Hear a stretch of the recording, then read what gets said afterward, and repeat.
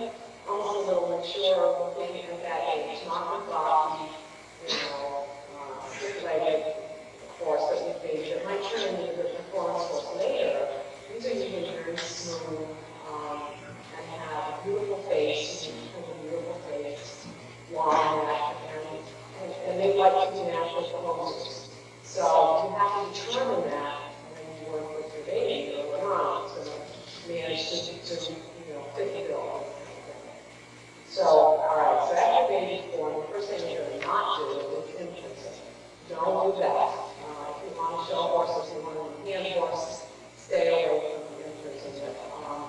It just does not jive with what you're trying to do with baby. So, the reason for that is when you imprint them, you take away a lot of their natural instincts, their bond to you rather than the mother, and they're not really the horses anymore. And part of what makes them do well in movement class is the wonder that they're surrounded with. They gawk at, they stare at, they show off. And if they're imprinted, they don't really care. So that's, plus you probably will be better to respond to the way you want. So I'm not, as you can see, I'm not imprinting. So now that I'm not doing that, you kind of really just let the baby grow up. Your first big issue is how old is the baby when you're portion is weaned or not. And you really do want to wean. You can wean at 3 months or something like this. If you have to take a mother, that's a whole different situation. And we're going to assume that our baby is weaned, but I'm going to tell you a little bit about the stuff with the mother. Because heritage is early. July or something, is that correct? When is that? Alright, so you probably still stuff at the mother. So if that's the case, right away, you can get the baby weaning. We're going to get into that once the system goes down. You have to take it away from the mother every day for like the time that you work with it. Up to the length of the classes, and you have to condition the baby to be away from the mother. You can't just surprise them with this, or you just really all hit the baby. So make sure you condition that baby to be away from the mother every single day. So that takes, that takes a little bit of work. It takes a lot more work to do that. Then you have the issue of what to do with the mother and horse show too. And you don't want to take her to the ring. You want to keep her out of sight. You may have to go take her for a walk downtown. I don't know. So your baby can concentrate. And your baby has got to be able to be without that mother the duration of the class. That's why you need to educate him not to do that. There's some babies that can't do that. Others could care less. And that's a better bet for trying to go in class like that with them on the spot. Certainly the best bet is to wean the baby at 3 months. Hope that you've got, which is showing at 4 months. That's kind of the ideal situation. That's why you try to get people in February and show those material classes, which is really better. So that can be done. Then, Kelly, could you ask me she's weaned it, and what about the particular weaning? So I think many of these babies really until they're well trained. And there's a fine line between overworking the baby and not teaching them enough. So you really have to be really sure that they know this job because you haven't overwhelmed it. So everything is the same as it is. You just get too used to everything.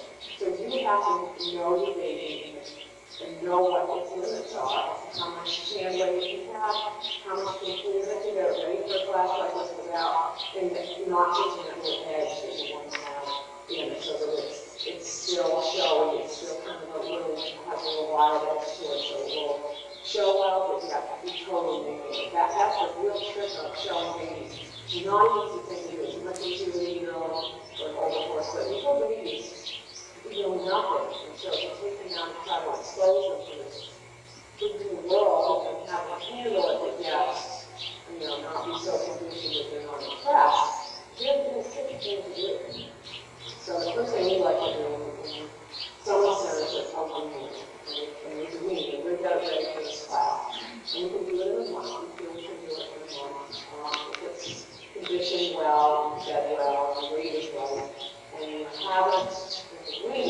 elevate. By the way, a little tip, one of the best ways to ease into the weaning period is to feed them Tagonut while they're weaning. That'll take away a lot of the stress from weaning, and they'll eat a lot better, and you'll find a lot more better transition. It's a little something I think that's really helpful. This whole is having a handling. She was born in June. We just been turned out. Obviously, it's public training. We do leave in and out with the mothers every day, so our babies are pretty well used to a halter. We're very careful not to pull that halter over their ears or to open it up and cradle around their neck so that they're not hijacked anyway. And so then at that point, you can begin to try to teach them to learn your body language. That's really what you want to do at first. You're not just going to go out and teach you to stretch. You want the little horse to learn to be attentive to you. The same as he would be attentive to his mother. If you have a mother that kind of disciplined, you want to take your place. So it's not called when there's no body, he's got an interesting, no obsession, and I'm going to touch on Keely again. He's been out with one of the other babies because he was born late and really didn't do anything with him. So these are kind of, he's pretty much learning this for the first time in front of you. So Keely, how will you go?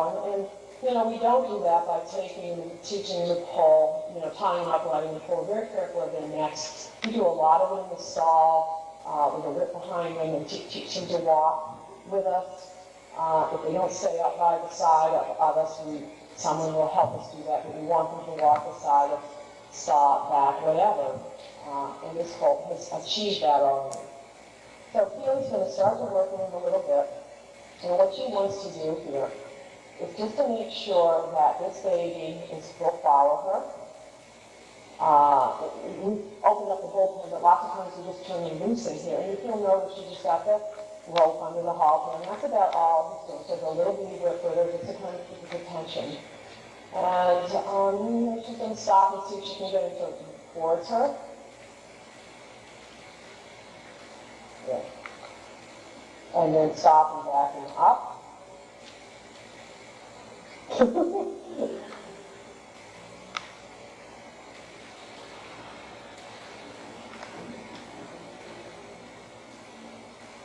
And then moving towards her. And now she's going to try to see if she can get the first steps forward. We like to have him come forward with a little pressure from the rope. And we'll show you that a little bit better later. He's probably very unsure of what we're doing here, so he puffs. So you can see she really doesn't have his attention. She's going to have to try to get it with a little bit of the whip. But she's going to just pull on that rope a little bit to see if he'll stand up. And he did move forward. That's what we're looking for, but he's got to stand there and not try to think he's going to bite her, little baby boy. He's got to try to step up like that. And she's going to praise him if he does it, and snapping back if he doesn't. All right, now that, and he naturally went into kind of pose there, so she's going to just start patting, he's holding there. And he's going to probably have to have a snack pretty soon.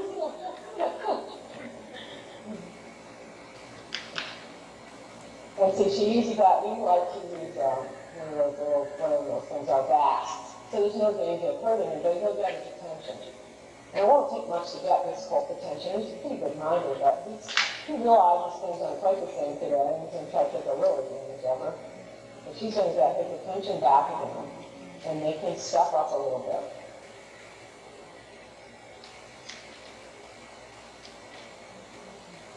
And if she waits, that left front should come forward, and then she's going to start again. You have to have a little bit of patience, and you can't do this for more than about 5 minutes, or you use up your core.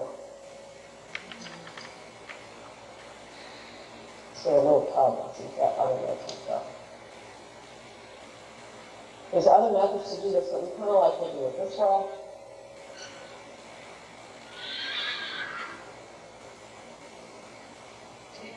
So, yeah, Keely.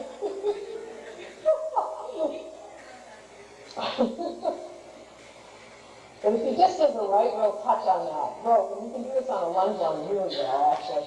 But the problem, one of the problems she's having is that she doesn't have a chain over his nose. She's just got that little baby rope. And you can see this whole got too big for that. He's not really paying attention. She'd do better with a little chain probably over there. See if you can get him to stand up a little. Just give him a little smack in his chest if you doesn't pay attention. Okay, just another little smack. Now it's still listen to you.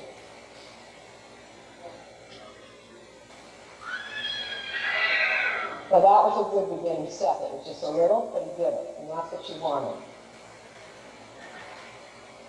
And if you can get the other one to come up with at the back foot, then she's gotten what she wants.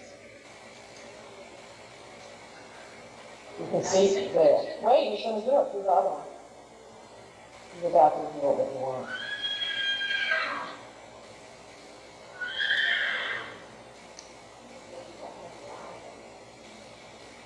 You can push on them like that. We prefer not to, we want to step into it, but if that's what it takes to get him to do it, fine. And he's kind of thinking a little bit about it now.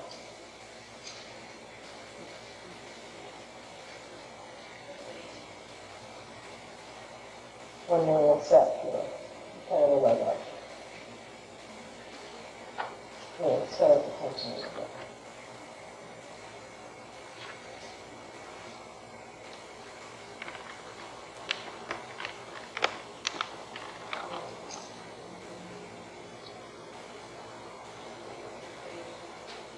Then once she sort of gets her toes, she can get that other leg up. She'll stand up to the front and then have him look at her a little bit.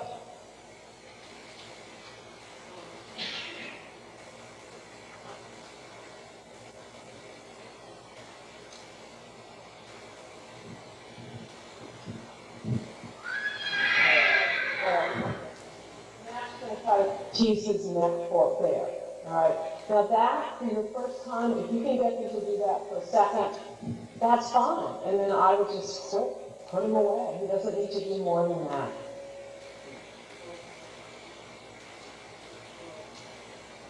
The main thing is to pay attention to her. And it's difficult in a situation like this. We'll do this in stall. We'll do this at the end of the lunge line. But you can see he's starting to even figure it out. And he's really not thinking about it. There's so many people who there's so much to look at. He doesn't know what's going on. But now she's starting leaning, and that's actually asking a little bit too much, but she's not going to hold that just yet. And don't get frustrated if you get into a situation where he's not really listening to you. She does need a little chain on his nose. She could probably snap that, and he'd be a little more mindful.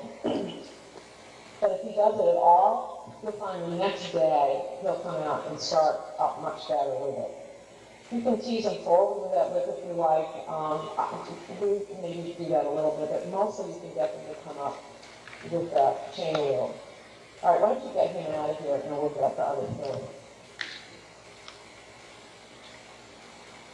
This is a yearling, a little different from a little bitty colt that he's starting to think about where he is. So it's a little bit harder for him to really look at you.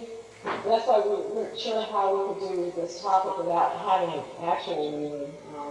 But we're going to have this next filly that is coming out. Did learn this, and she won the ring charity of New England. And I'm going to tell you how we got her in the ring and how she did so well.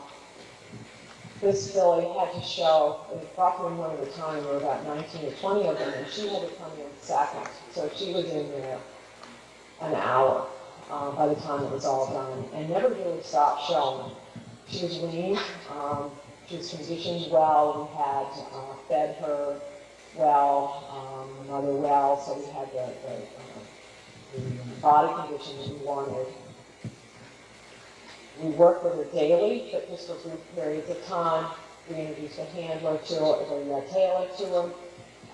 We were able to pretty much, as she stood and stretched naturally because the conformation was such it was easy for her. But the thing that we didn't do was over stress her. We just took her to this one horse show. We planned everything that week, geared for one class. Back to the horse show, you've got a wheel and you really can't go out in the long line. And so we had to walk her And you don't want to walk it too much, you don't want to walk it just right, so we would do it in the night when it was dark. So she really didn't see much, but yet she got out when we left her in for a day before her class. She was, but worked with her in the stall quite a bit so that she would stand up really easily and taught her to hold her stretch and to plant her feet. She's going to come out now. She's not been worked with since this class. And usually what happens when you have a weanling that you've done that much and it's done such a thing, and it's had that big class, when you're done with that, you're going to have a little psychological reaction, and they usually get, so they don't want to do anything. That's why you don't want to overshow those babies. They should do this once, and I don't think they should do it at all, really. So if you have this beautiful animal and you want to show it over and over again, you're going to kill it. It's not going to want to show after a while. So we've not touched this filly, and she's probably going to come out. Her last time she did this, it was a big hoopla, you know. And she still thinks she's pretty much the queen bee, and she may not respond. She may come out here and, you know, no one's disciplined or made her do anything. She will need to be retaught this, and then it will be all fresh and new to her, and then she'll go show very well as a yearling when we're expecting that. But if we come home and gone on and shown her more, or practiced all the time, and stood her up every day so we could see how beautiful she was, by now she'd be sick of it, and we would have nothing we can show. So they do kind of take a little vacation after these swimming classes once you're through it. They come home and don't look as well, and you know, they go to pot basically, and then they resurrect them again. So you kind of have to be goal-oriented when you're working with babies. You don't want to have to expect that, you know, they're going to peak and stay there. You have to plan it, and you've got to think about it quite a bit. The friends that I have that do the sweepstakes, there's a few that are very good at it. And if you go to the New England or the Morgan Breeder sweepstakes, you'll see the same people winning those every single year. The same handlers are there at the end every single year, and they just have a gift with the babies. They know, and then of course, then people send them the babies too, so it feeds on itself. But this is a kind of a science in itself, and a lot of it has to do with how you handle a placenta baby. So the key being to get its attention, to plan so that when you're ready to go in the ring, it knows what it's doing, but you haven't overdone it. If we can get our filly out here to show you a lot of things to do with her. Yes? Oh, yeah. Yes, absolutely. When you go to the sweepstakes, you're not going to have one judge. There's going to be 5 people walking around. So we practice the whole thing. We don't overdo it, but we make sure that baby will stand there with people walking all around it. That is a really important step not to overlook, because when you're alone and getting ready, they can stand fine. We bring other horses around too. We stand other whatever we can find. Sometimes I go out and there's a lane between our 2 paddocks. I make the colt and the baby stand with the horses running around the field so that they'll stand there no matter what. And teaching them to pose is a trick. You teach them a trick. Getting your ears up is something else. But you can teach them to stand and crane their neck on command. And they'll follow their hand, and when this other one comes out, we'll try to show you that. You can still do it. But that, and so then you teach them to stand, and then you have to teach them to do that without the distractions. So you need to find all your friends and have them walk around and stand behind, and then you need to get a horse in front and behind, in case you're in a lineup, and stand like that and make them stand there. And if you get past that, then showing when you get in the ring, that's another thing, how to show. We'll get to, I don't know what the hold up is. We don't have a baby yet. Here we go. Oh yeah. Oh, Wendy, I'm dying here, Keely. Come on. So this is Rebellion. She's by War and Peace, and she's owned by Joanna and Chris Cottle, so we're in the audience. They haven't seen her for months now. But this filly is as a weanling, she was the example of good sweepstakes baby. She was beautiful. that are long neck. She was naturally shown. She was a very good trotter. And loved to stand and gawk at things. And that's like very important. They like to stare in his face. So here she is.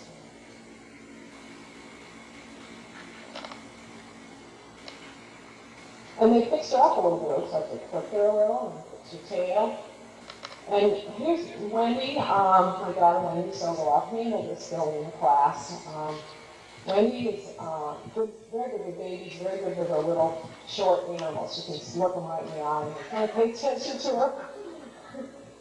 But you can see that Billy wants to fool around a little, but she kind of remembers. But look, but if you'll see what they've done, they just with a little on the shank, and she's gone right into position, even a little bit overstretched because she's not in practice, and that's okay. Don't worry about that. If they do overstretch, you see some people stopping. Yeah, you.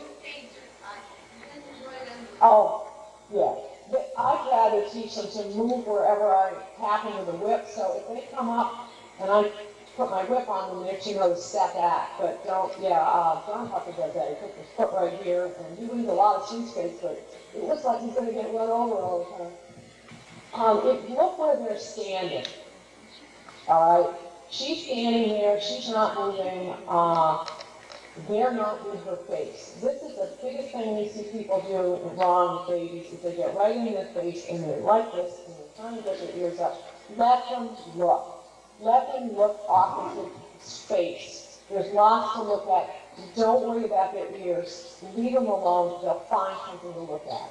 That is like the biggest tip I can give you. And if you'll notice, those two girls are on either side of her. They could get her attention, and she'd stand there, and she was able to look out.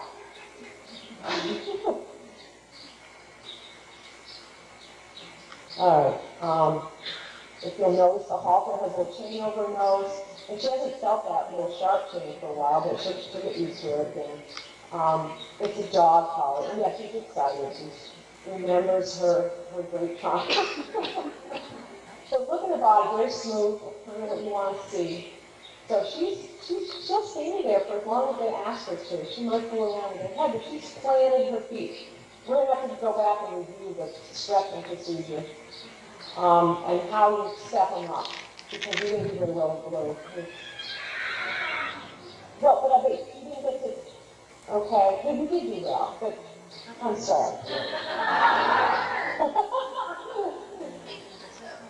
No, but I mean, I couldn't make, we weren't making our point well. So, when you just stop and show, if you had, with the chain, how you would just make her step forward rather than ask her to stretch.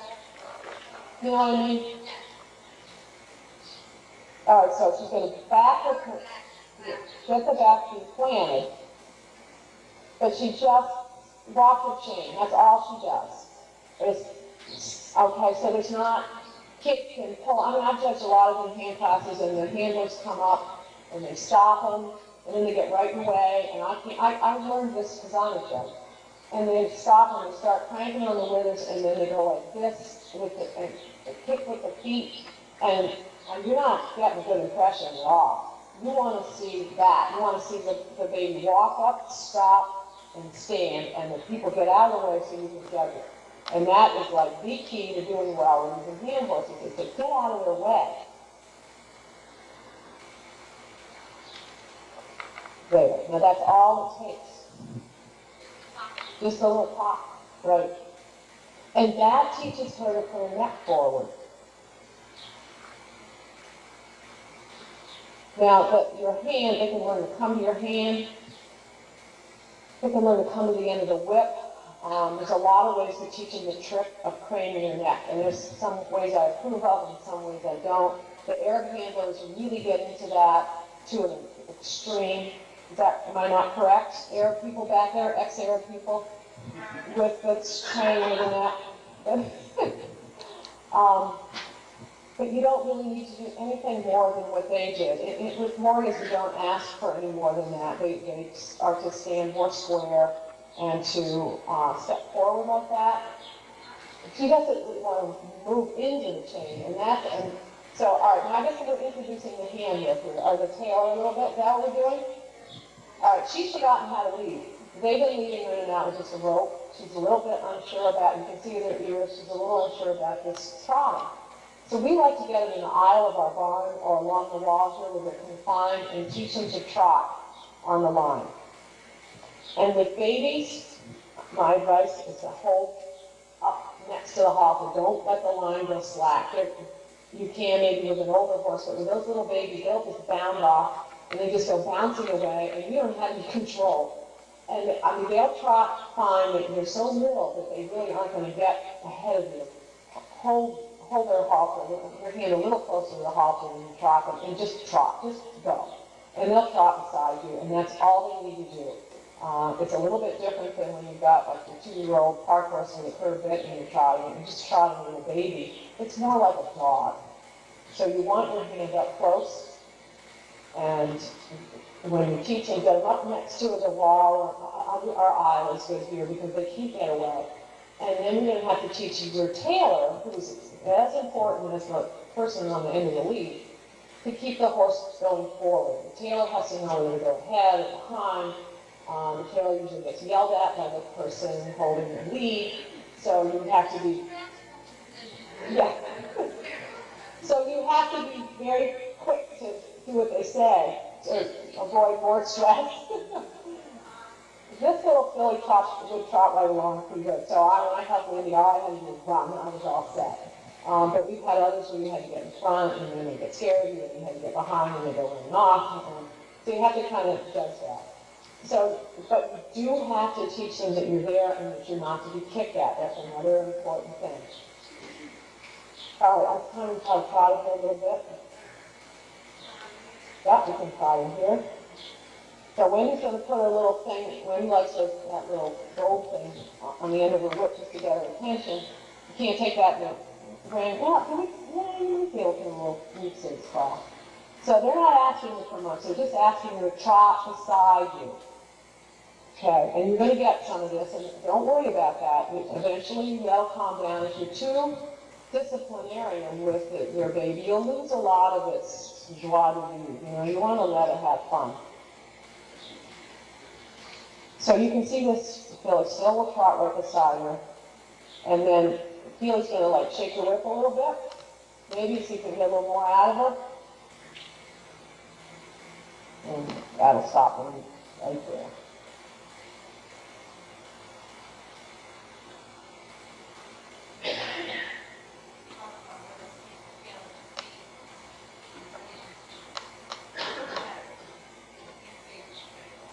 Babies run all over the place. So yearlings will stay straighter, and the other horses, once you get a bridle, you're a lot better off, but you don't know where your baby's going to go.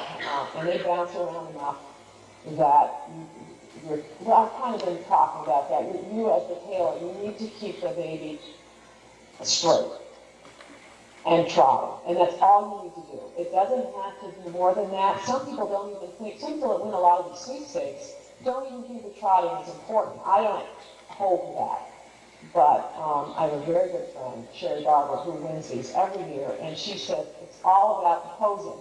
As long as they trot, it doesn't matter. It doesn't matter how well they trot, they just have to stand there and pose. And her babies pose like crazy, and she wins these things. So, there's some truth to that, but still, if you've got a baby that comes in and trots well, you've made a good impression just from that. So you really, it'd be nice to have the balanced baby. But if you're going to pick one, the posing in a baby class really does have a lot of weight. Okay, let's bring her out a little bit closer here.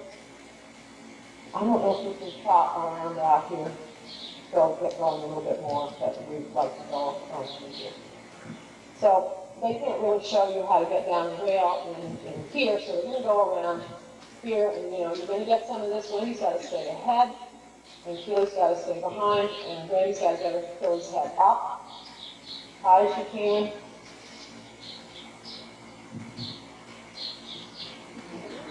And of course, if you're working with one, that one deserves a snack for that, but that is something that they all try to kick you, and you've got to watch out for that. So you don't get too close. They don't know what's going on. They can't tell. They're looking ahead. They hear somebody behind. They are trying to kick out.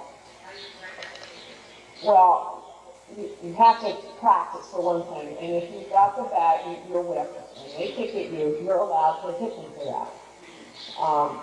Right on the hind legs, once is Try to enough. get the baby's attention forward again. But if you, See if the hair's back, you know looking backward. right, so Wendy's right, the correct idea is to keep them going forward. If they're excited enough, they won't notice the handler. The handler has to be careful not to get in the wrong position. The best position is right beside, not covering up, but beside.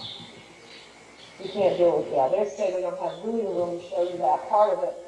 But really, if you just trot with your hand next to the halter with the baby right here, and your hand are very close enough to keep it, hurt it straight, but not so close it covers it up, and you just keep trotting. Don't worry about anything more than that. That's sufficient. They'll usually, you can't go very far anyway with them, so that's sufficient. Okay.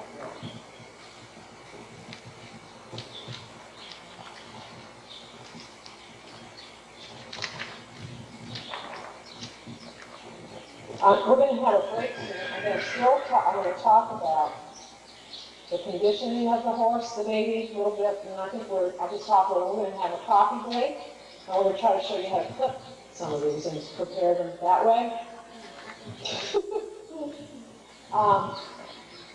By conditioning, I mean muscle tone. So if the baby's with a mother and it's running out, it's going to get all sunblood, so you've got to keep them in. Once it's weaned, it stays in anyway. You can't lunge them really. So we let them go in the bullpen, or we run them in here, and we let them play every day. But we don't go out and start lunging them. They're too young for that. But you do need to get that kind of muscle tone built up, so they're going to have to run and play. That's probably the best thing you can do. You can put a little tiny light pair of chains on them if you want, just a very light chain. I don't usually shoe them. There are people that glue shoes on the bottom of their feet and try to grow their feet out. And I'm very careful to keep some foot, but to keep them trimmed so that they're level. And you really got to watch their feet. When you try to condition these babies, this is a lecture of caution. When you try to condition the babies for the horse show class and you start feeding them too much, you can get into a lot of trouble with the feed. Make sure your feed is balanced. Get your feed guy to come and balance your feed for you and tell you how much protein to feed the baby so you don't get club feet started. You don't get them over at the knee. Sometimes you see the knees shake when they run. They've had too much exercise, then you're going to have to tone it back a little bit. If their pasterns are getting straight, you've got too much protein, then you've got to cut that back. You have to be really careful with the Morgan breed when you start trying to condition a weanling or a suckling, especially a suckling if it's still with the mother, that you don't overdo your feed. So I can't tell you what you should feed. You have to take your hay and balance the ration to that. And stick with it. Don't overdo it. Don't start throwing everything in the kitchen sink in there. You're going to overdo the protein. So that is a word of caution. There are some babies that are very sensitive to protein. This filly, you could feed her whatever you wanted. It didn't do anything to her, but I had the one in the next stall that was exactly the same age and exactly the same size that I could not, and it's fat, it's a hog. I could not feed it more than 10% protein or the back legs started to buckle, and it's all right now, but that's the way that one was. It was very, very sensitive to feed, so to concentrated feed or to protein levels. So that, just a word of caution. I don't know what to tell you to feed other than make sure that it's good quality and it's a balanced ration with the right minerals in it, and your nutrition feed guide can tell you what to do. We've always done that. We have our feeding analyzed, and they tell us what to feed, and we watch their legs every day. Because this can change overnight. We watch their legs every single day to make sure they're straight and they're the way we want them. And we make changes if we don't like what we see. If their joints start to get big, or they get steep, or their heels are too high, and we make sure we trim them and keep the heels knocked down. If there's an aberration in them, we try to trim to that a little bit. can't overdo that either, but you can straighten up some of those toes in and toes out if you're, just rasp a little on the outside or the side of the leg. It's necessary to keep everything straight. So because when the baby comes out and stands, I mean, these little legs stand right there, they need to be square. So you just take a good look right before your class and try to trim that foot with your blacksmith and say, all right, that looks good, everything looks good. And make sure you're square there. You don't want to go into steep heels and broken access over the front of the foot. You don't want to go in.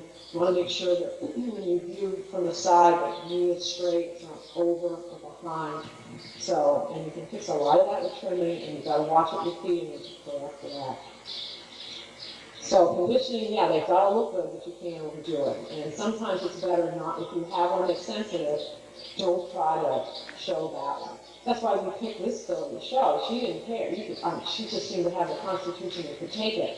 The other filly was equally beautiful, but I didn't dare mess around with it. I just let her grow up with her mother and didn't worry about it. And she's still down in there. If you go down there, the same size, they were born practically at the same time. One was able to get a high protein feed, and one got raised on 10% protein, and it was totally fine. So, go figure. If anybody has any questions about that conditioning aspect, we'll even have a coffee break, and I'm going to try to talk a lot about the actual preparation once you're there. And you think you're ready to go, we're going to try to show you how to get in the class. Any questions? No.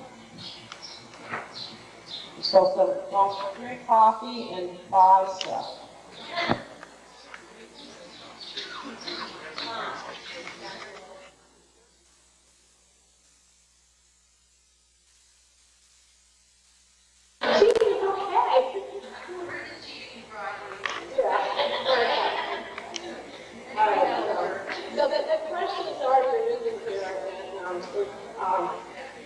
Your baby has to get body clipped. You can't take it in without a baby care. So if you're just going to go in there and pack it with clippers, that's not going to work. So I'm not going to tell you that we go into this long conditioning thing. We tranquilize our babies.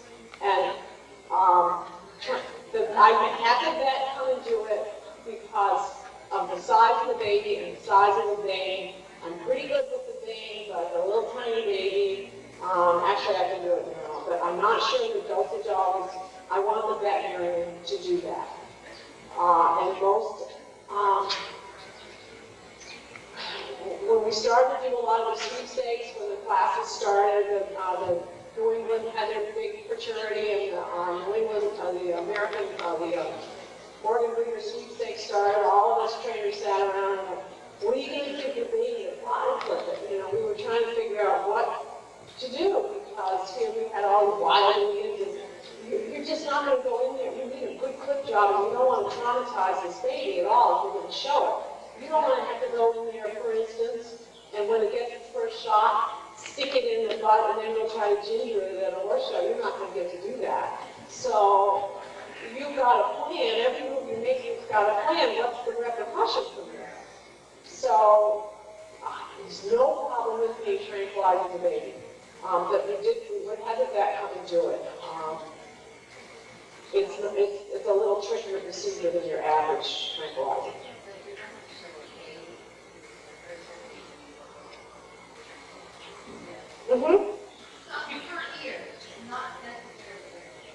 We just only weigh 120 pounds, so body clipping. Right, Keely's telling you that no, initial clipping, no, we don't have to.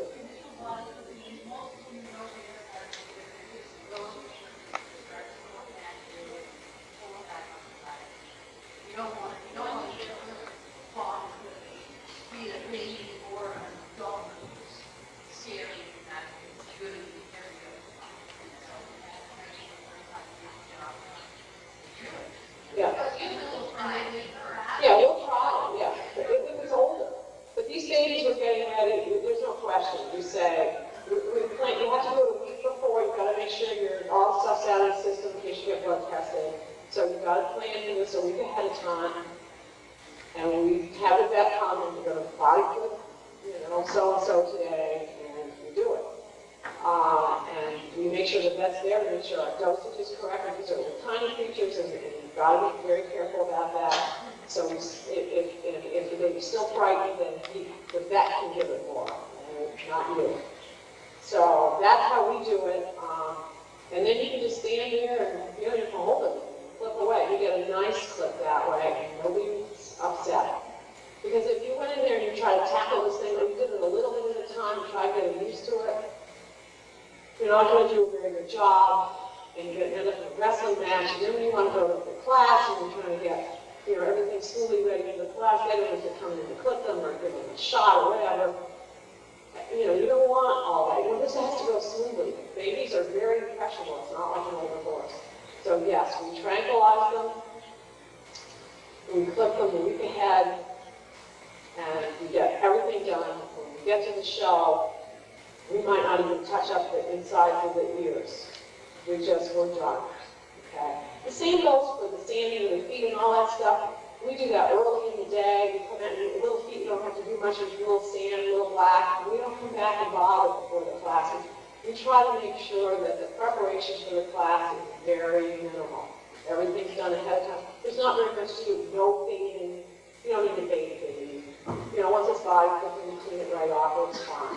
The other thing we do before we get clipping this horse, the baby has a little, once you body clipped it, if you don't like its color, or it has a different color mane, there's this stuff called Clear All Nice and Easy, and you can dye it. So, and I know we'll probably go to Morgan Horse jail for saying that, but you get those little sunburned baby frizzies at the end, you can get rid of those and dye it, and you've got a much more mature looking baby. So, and you just go to the store and try to figure out what color they're going to be. You might have to get 2 or 3 different kinds and then come back and, this one looks good. But boy, would it make a difference. So you can do that. Okay, we didn't want to bring it up to your ones out to clip. And we don't have our cordless clippers are broken, which is, we really like to use cordless clippers so you don't have to have a cord wound around them. You do? 15. Well, so, all right, your body clips, okay, so all of them are short, but then we're going to discuss the rest of it. So don't put very far back, go to the little knob here, and then go back on the baby, a very short amount, very little, don't go back far. You want the neck to look long, and the danger of the long clip pole, I hope are gone forever, and it should be just 6 inches. This one, would you like it? This is a little bit longer than this. When I do it, I look at it, turn in there, pull, and I try to line it up, then, so when you get that nice arc, you kind of remain will match that, and it'll kind of accent it a little bit. Yeah, that would be.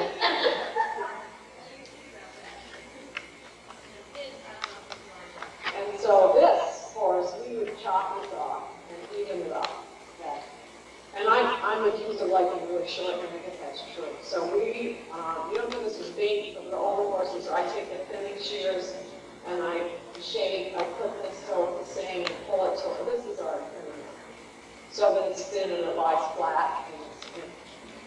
And this is up a little more, so you have a long, straight line here where the head comes up and makes the neck look longer.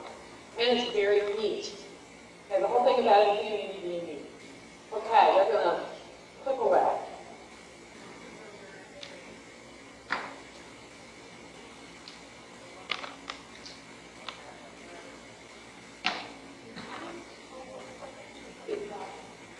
No, we use this. For the babies, we use these, but you don't want to go into paddle clippers. You don't want to go into paddle clippers with the big clippers and just say, here it comes baby, this then grab them. So we use these clippers, the wall mount clippers with a blade that's only that way.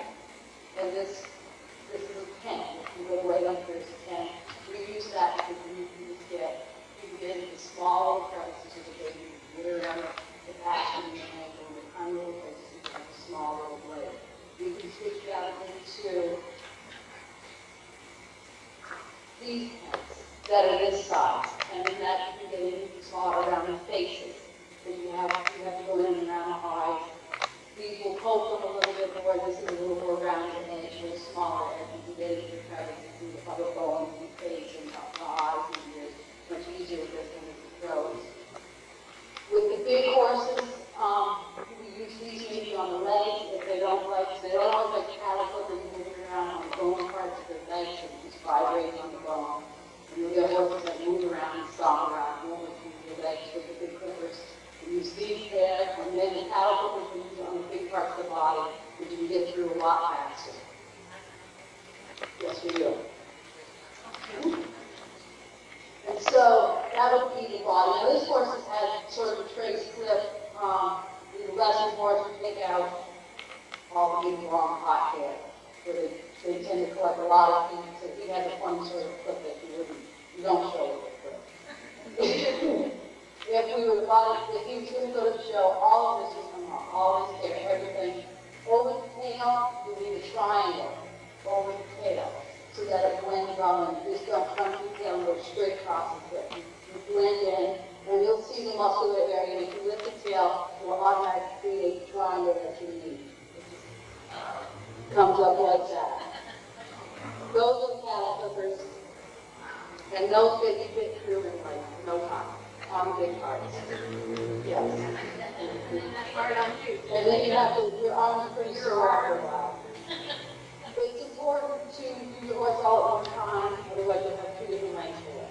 You know, if you clip this side today, the next side tomorrow, we're going to clip in on the line. So, When you're also body clipping, you're going to be careful when you get to the neck here. This line is important. You can actually change the illusion a little of if their necks are straight, if you can make it look a little curvier here or whatever you might want to do, but you've got to be careful when you get in because you don't get into the mane, but this line needs to be even, not jagged. If you have a thick you can lift the underside of the knee and make it bend.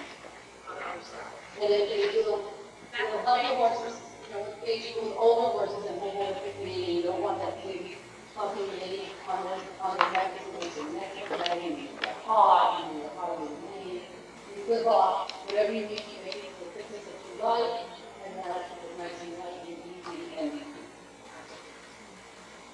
well, it's close to the inside. Do that again. That's if you have a really heavy, this horse we had here long Sunday had the heaviest name. And I fit and pull it and then fill up a garbage can full and then I just clip the bottom of it. And I could get it sort of thin. And then I just let it go, and when it was so heavy it would grow, I would never even notice it coming back in. But some of them are, you know, you do that, so then the growth gets so it can't stand it, so it knock it off. She's clipping down the outside, she's doing cordless clippers, and that's a size 10 blade. We got 15 would be like a little close, but you could. She's going down the outside. Wendy says if you're doing a baby, and you've got your drugs in it, do the hard things first. The drugs are only good for an hour. So, you know? So you start with the hard part, and usually by the time the drugs start to wear off, you either call for your mother and you get more, or they've got kind of used to it. But you're through the traumatic part, and you're on the big parts of the body where it doesn't bother them so much. Yeah, so, anyway, she's big on the outside. To the outside, you don't want all the long feathers here. If the horse is body show In the middle of the summer, they have a nice short coat, and you want to touch up your ears, you still do the outside. What I've done, I don't know, some people call them skull caps, you just, you know, the outside of your.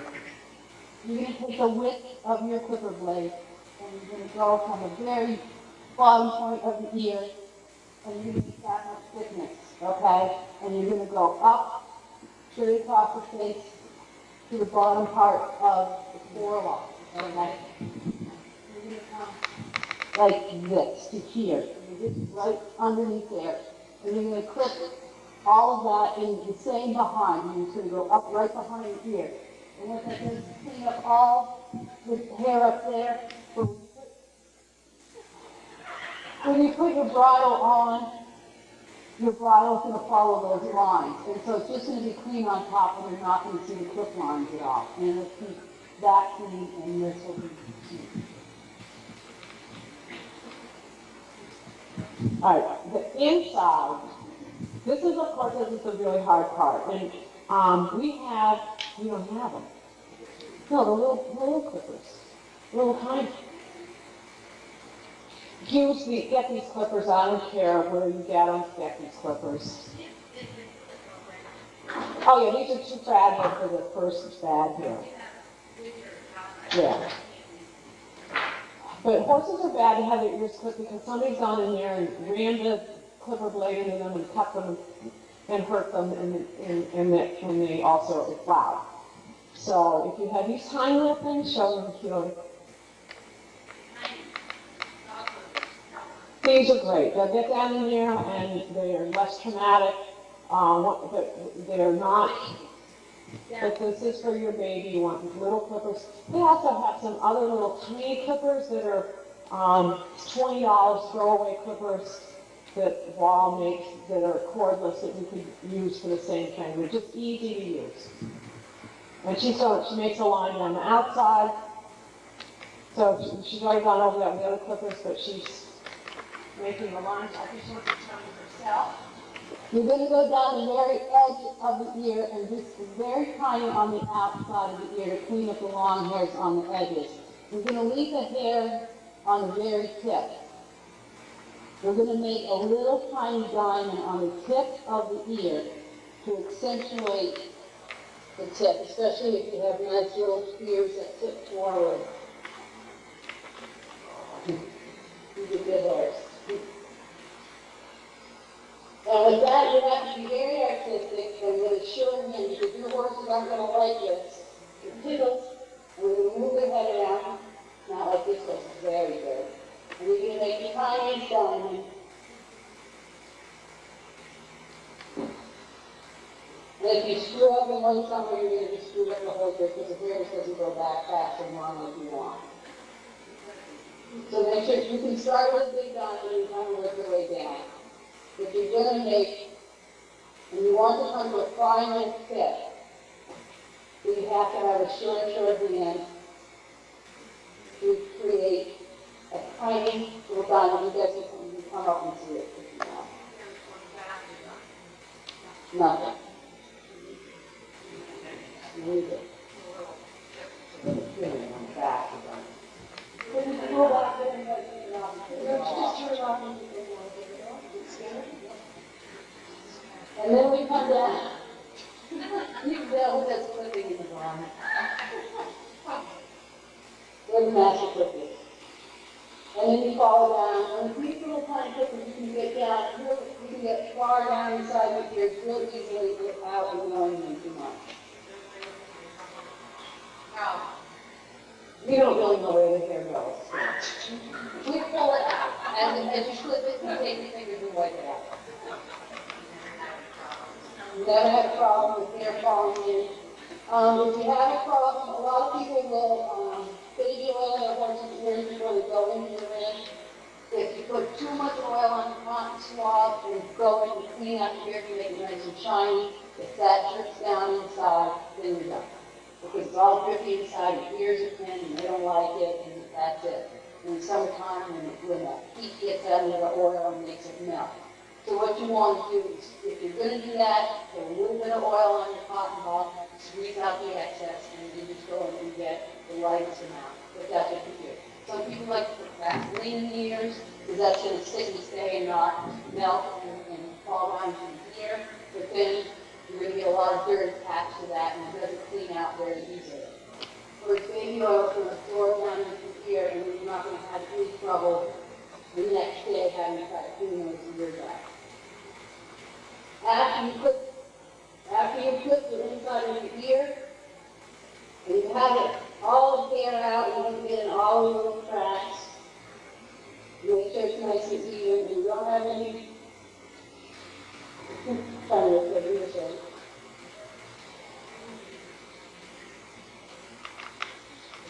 You don't have to be super perfect when if you have a horse that's fighting and you're trying to get down deep into the inside of the ear, don't worry about it. Let a couple of hairs be there. It's not worth the fight. It's not going to show, especially on your performance horses where heads are up. Now, I don't so when you're done, clean it with alcohol. Okay, that's what you're going to do. Take a little isopropyl. Cotton balls. And you're going in and clean the dirt and the wax out. And the alcohol takes it out fast. Not at all. Only blood you cut out. But even if they don't mind that, I can make the horse with a bad hair and burn alcohol and not have a problem. You're just going to go in and you're going to clean out all the black crap out of there. It's cold. If they don't like it, it's because it's cold when you're cutting through it. That alcohol will be because it cools the skin. So we do that. And you can see I have a white cotton ball, now I have a black cotton ball. That's all the rags and dirt and things that went inside the ear. And you're going to have a nice clean ear. You don't want any scales and stuff in the ear. There's your ear. Plug the ear.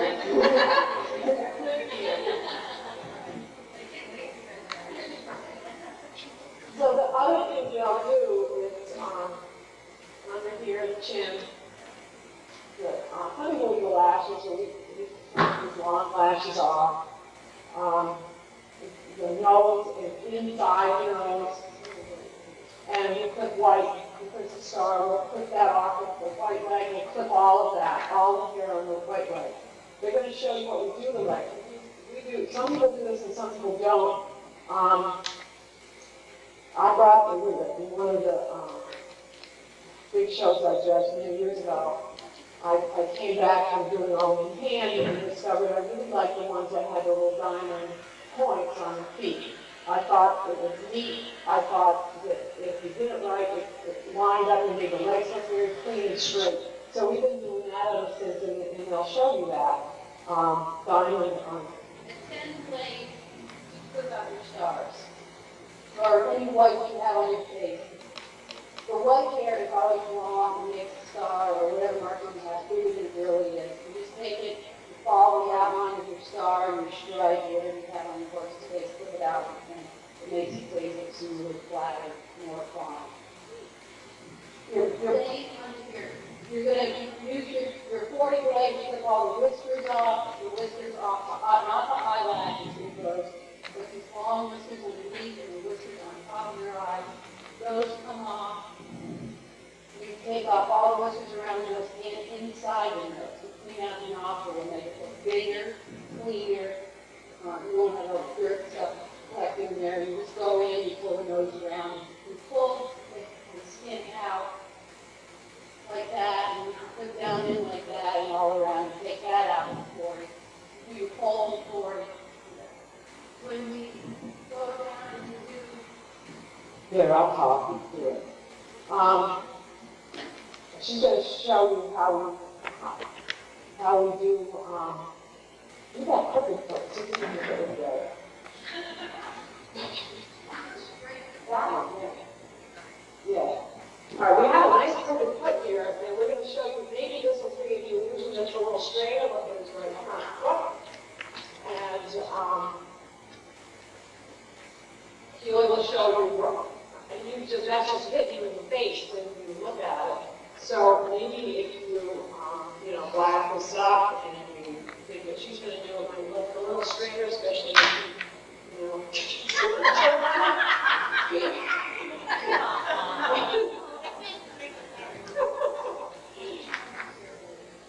You don't go into long hair and then try to put your diamonds on because they're going to be thick and ugly. You have to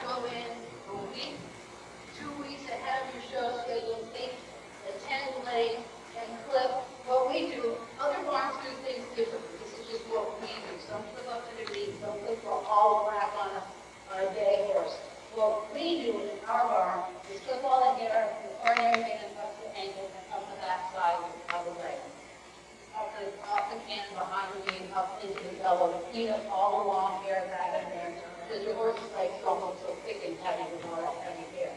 After you've done that, you get to the horse hair, then you put it on your phone from. Because you want them to be there, but you don't want them to be there. You just want a nice subtleness to it. So it just kind of makes the leg look a little bit straighter without really trying to make them stand out. Oh, because you're your baby. No lines.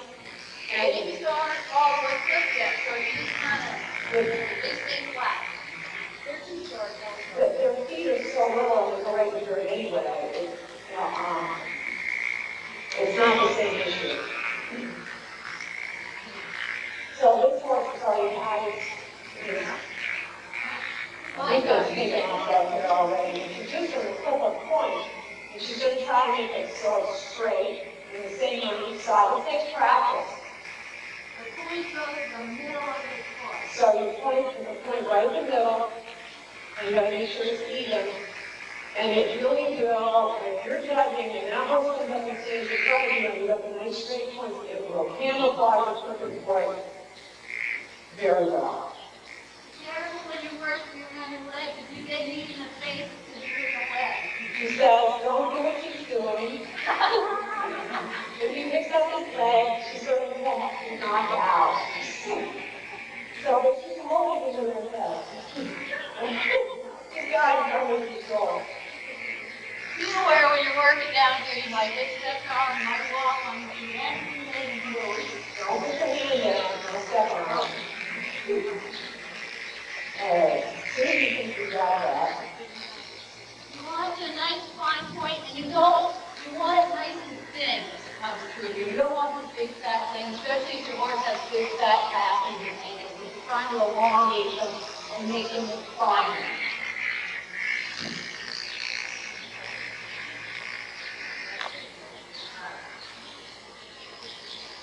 And then you're going to have to take all the hair off the side and up the side and then go up the back. So that will stand back.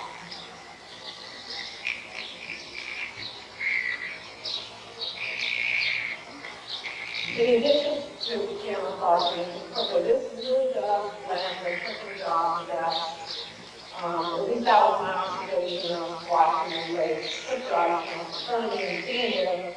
I like the way this looks like. I just started cleaning up the legs a lot, and the horses are fancy and well turned out. Okay, that's very good. So, if you want, then you can walk around a little bit and set it up to it.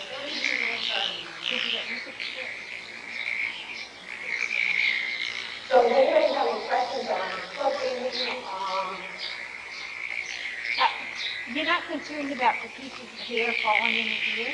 They come out, and they come out there, and they take it with the alcohol and butter, it comes out all the time. No, it doesn't seem to be an issue.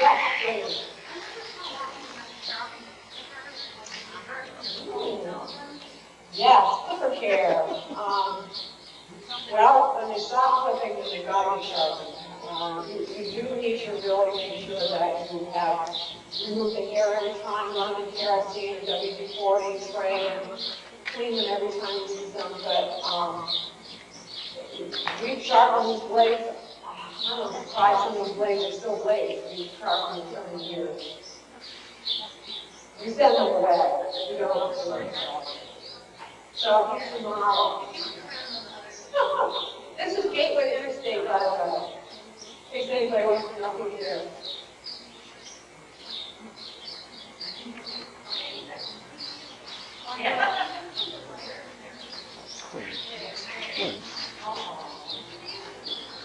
But look at the leg. I mean, that's what's cooking in there. Well, one's really crooked. Yep. Yep. With your summer hair, you're not going to have such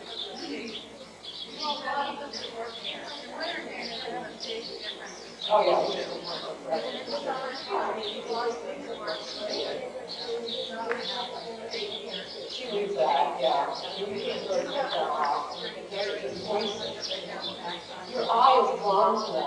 when it would be the fourth. I mean, we're not really fooling each other, but it's still, looks good, so if it looks good, you can still do that.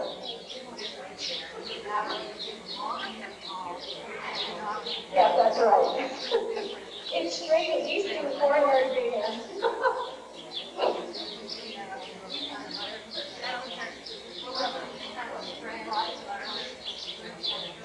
There's outside space.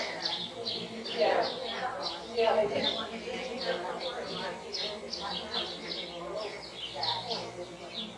Some people don't like those or do those. I mean, it's one of the yeah. Yeah. Good? Yeah.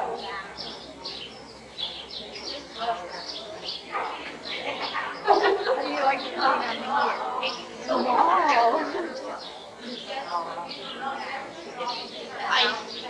So the other thing we're doing here is, when we're getting ready to put this horse in the ring, we'll bring out our finished horse and you can like yell them up. All right. We're going to recreate the forelock over and put it under the brow band, and you tie the bottom off a little yarn, and if the forelock is short, we can lengthen the wrapper so it doesn't come up. You put a little magic marker on the outside of his ears to draw a line, and grease the inside carefully, not a lot. I don't, we just use Vaseline. We don't use any of that black stuff anymore, do we, Wendy? Hey, Wendy, you don't put any of that black stuff on anymore, do you? The black? It's not answering. But I just Vaseline the baby oil. So you don't use that black stuff. On their eyes? Yeah. Maybe a little bit. Yeah. Did you know that black ultra stuff? No, not that. And the tail. Just to accentuate their eyes. Like eyeshadow. Yeah,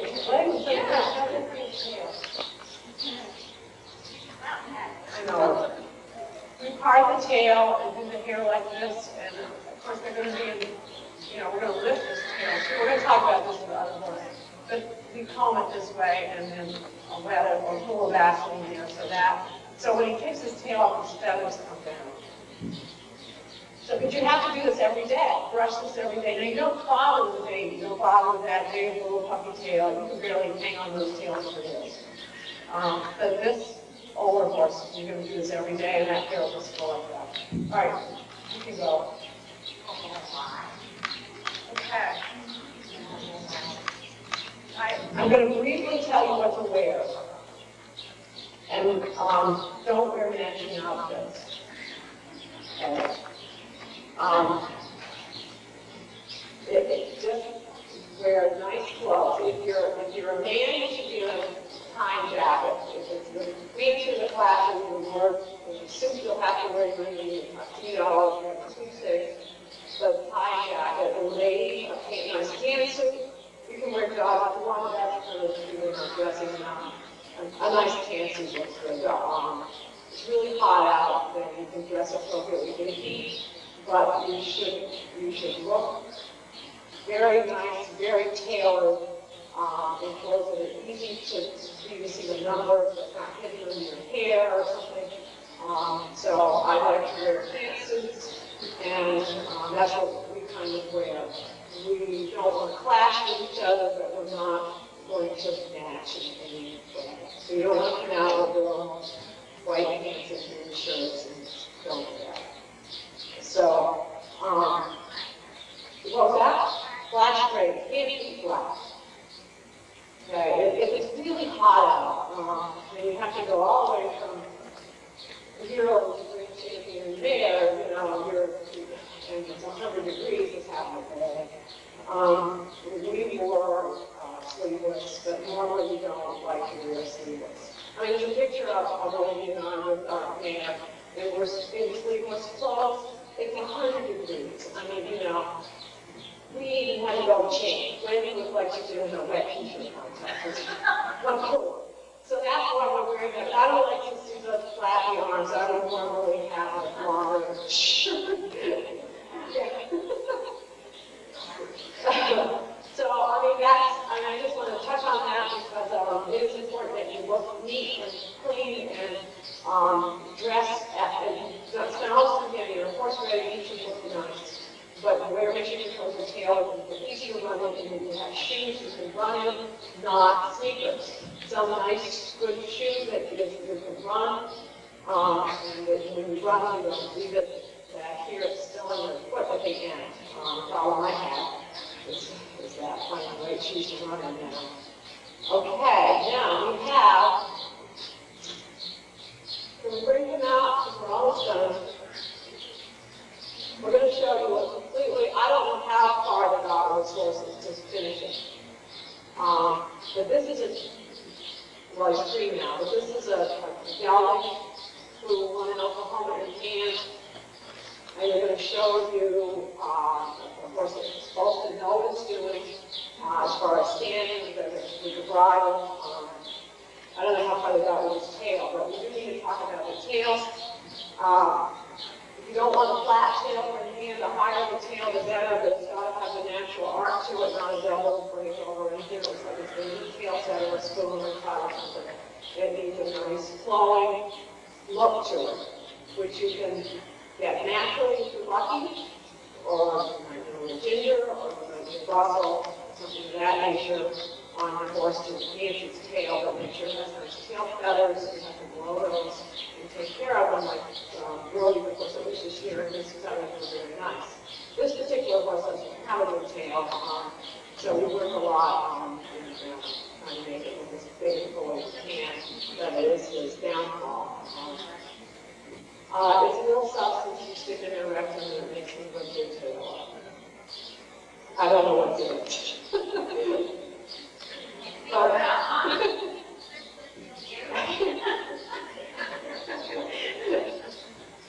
So this is optional. It's up to you. It's like the same thing as the bottle, but it's up to you. But you can give your baby a little bit if you want. The tail will go straight up, and it's cute. So, but that's this is an optional thing. But to me, the tail is important. There's a couple of horses here in Vermont. It's proper that it's violent, it's still in the air, but it teaches the tail to have an arc, and if it doesn't naturally do it. So those are, yes.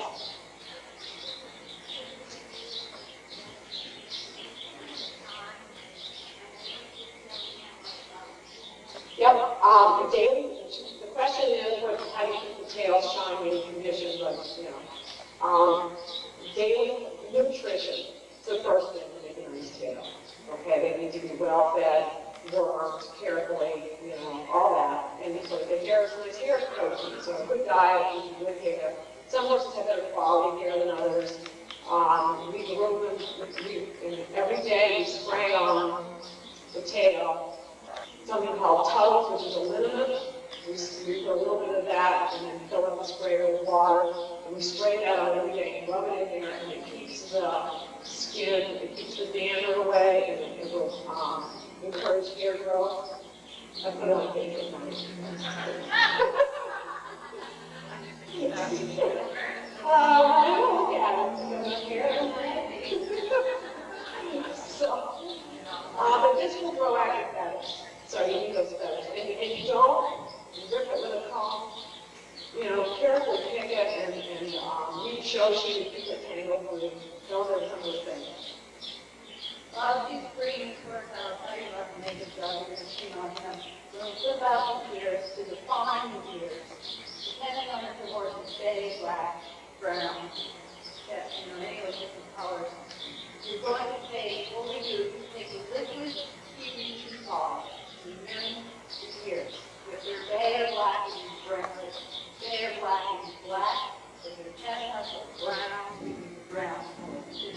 Now, it's a simple way to give it a little pop. So if you look at them, they stick right out and you show it to you. Then we'll use a little baby oil on this side. very carefully, of course. On their eyes, essentially with their eyes, we take a feed in its hand, using black.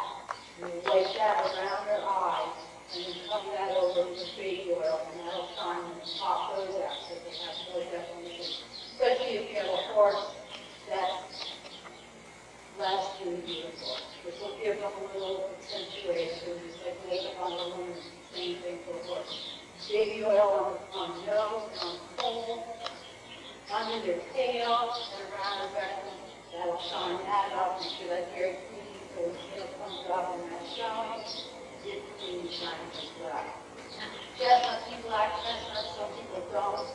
Certain markets and certain things, there's certain superstitions.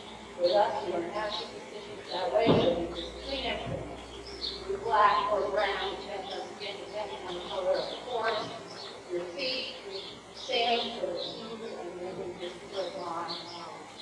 We'll take a Keely in the can again, and we'll smear that over and buff it like we would a shoe that goes in the cracks, and weatherproofs the foot, and then we put the Keely, the Jordan shoe polish on, black that on. Taking care of your stripes that are nice and straight, and choose, you don't black or white part, just the black part, so you straight. For the black or white part, we have the black and white part, when you've got one whole white foot and one whole black foot. We'll put a black stripe on the white foot, because against the white rail, it'll look like the horse is off. Because the two feet of different colors, and one will look kind of higher than the other. We'll put a black stripe down the front center part of the white foot, so that you've got some color that's the same, you'll see the foot. Otherwise, it's just even if the horse is a total square trotted horse, but a few things we do not find square.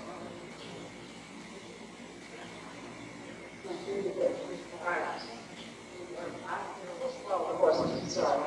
Okay. After weaning halter, yearling halter, you're not allowed to have bits with those, but when you get to your 2-year-old, it's time for a curve bit. You'll see some people using snaffles, and we like to try to get them in curve bits and teach them to wear it, but we make sure we have a really little tiny slider that's good. This horse is going to wear a aluminum curve bit, perfect for him, very light, and wears it easily. Okay, this is Tahoe's Prime Time, who is the 2-year-old gelding, whatever, world champion. Whatever that was.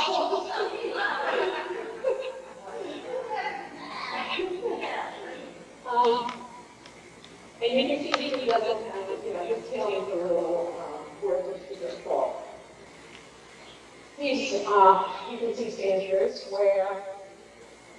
He loves to pose. The bridle is a curved bridle with that's aluminum. It's a wonderful bit for the hand, very easy for him.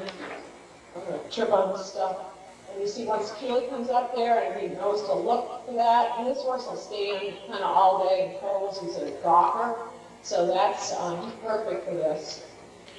We haven't practiced this with him since last fall, and he's just going to stand there and model and pose. And he has that nice smooth conformation. And so, for your finishing hand horse, you want this kind of a smooth look. You want him to stand. If you can see his face, he's very alert, but yet he's calm about what he's doing. He knows to stand there. He's just going to stand there until he's told to move. And he's always easy to find something to look at. So, and if you'll notice, when he's whipped, she has this little short brown whip. That's a good whip for a tailor.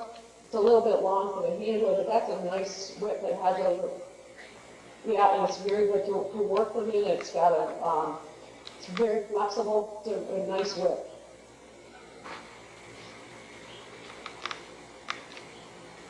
We really don't have the room to move him down the rail, but it'd be the same as the filly. Your handler would move this horse forward. This horse gets cavorting a little bit, so Wendy has to kind of sit on him and make sure he stays trotting straight. He's stood there for so long, and when he moves, he wants to jump around a little, which you'll notice with some of the hand horses that stand like a rock, and when they go off, they've broken the concentration, and they kind of jump a little sometimes. And you have to keep him, she has to keep kind of, holding his bridle and make sure he's okay with that, and the handler, which is me, the tailor runs just beside him, and he'll go along pretty good. So this is what and you'll notice he sets his feet himself, and she just kind of picks up on the bridle, and out he goes, and then he'll stand like that, and then Keely, the tailor will come along and crane his neck for Wendy. Wendy's just going to hold it. And they're going to get out of his way, and we just, as learn to go forward to that, but you don't notice her flapping anything. Yeah, you don't, this is getting a little too far out, and you see his heels are picking up behind, and so you kind of want to avoid that. But if you're up in front of the judge and you've got plans like that, you might have to be stuck with that kind of a pose. You better make sure he's leaning forward, though. But you want them pretty square. They'll ask you to square up if they're not square anyway. So this is what you kind of want to see him do. You can stand there all day. And if you were in a showing situation, you'd be very animated. He just does it on his own. You don't really teach them that. You have to have the right personality for it.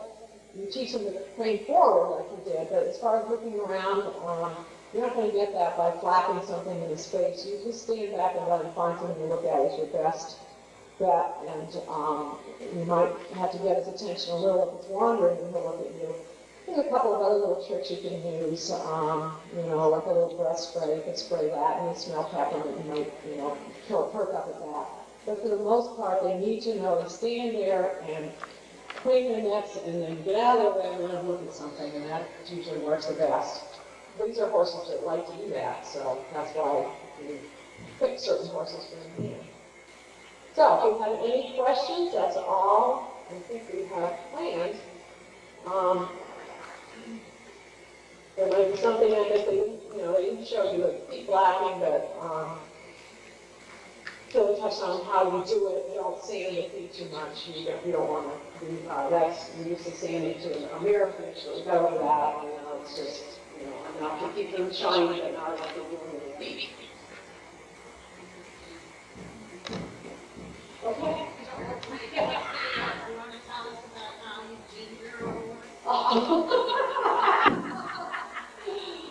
Well, it's ginger sap. It's a sap that you buy, and you put a little bit on your finger, and it is legal. yeah. It's legal. With ginger, you have to be careful that you want the tail to be up and straight. If you ginger your horse and it lays over his back, you'll get pounded against that for that. You're just trying to enhance the natural character, so you don't want to do it. But it is exactly like when you're in hand class, so it is good, and it is legal.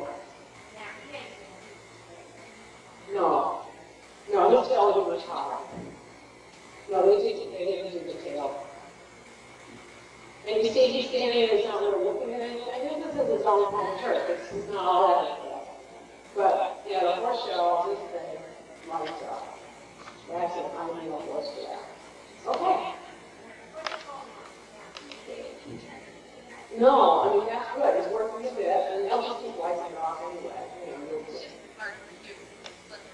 Yeah, but he's going to do that. If you wear gloves, that won't really help either. You dry your hand, wear gloves.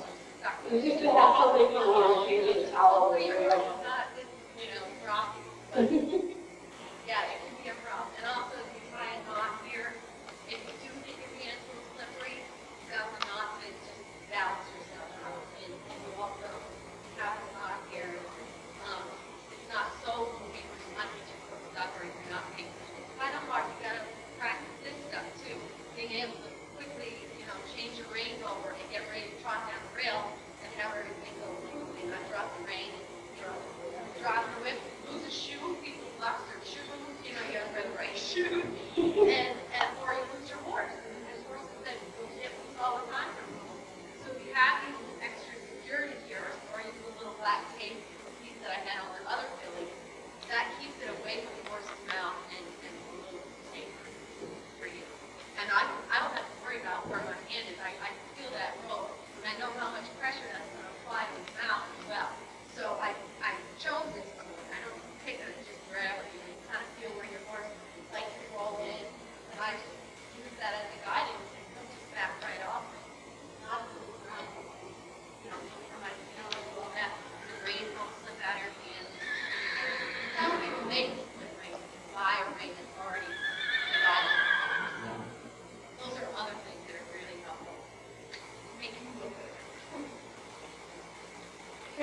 questions?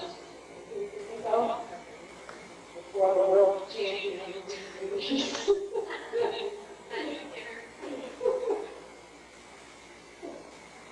This cold, we having cold, oh my God, I don't think it and you just sit this good and quiet and get it in your class and you just light up. And that is called an at-home voice. And I know chauffeurs, he doesn't wear himself out, he waits till he needs it, and he's got plenty of reserve, so.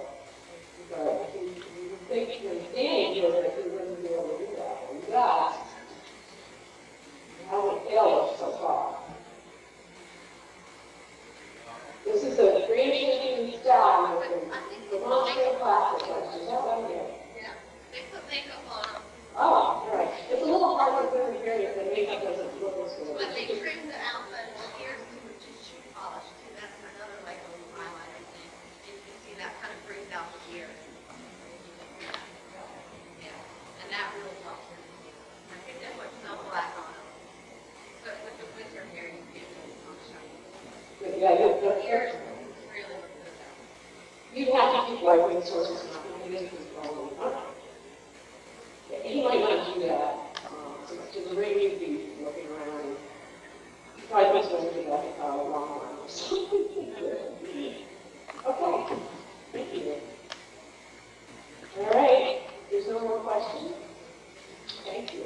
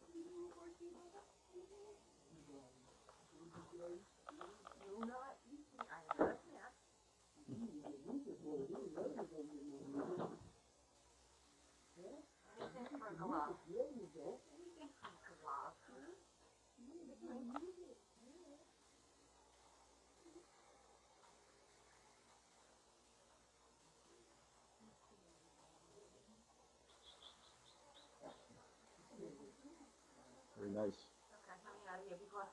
Yeah. Yeah. Music out here, that was